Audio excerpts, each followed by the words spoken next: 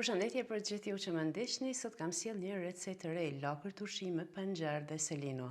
Sekreti i ngjyrës qëndron tek panxari, ndërsa sekreti i recetës apo i shijes qëndron tek selino. Ju sugjeroj të provoni këtë mënyrë sepse vërtet është një shije fantastike. Mënyrën e përgatitjes dhe masat e sakta të përbërësve i gjeni në vazhdim.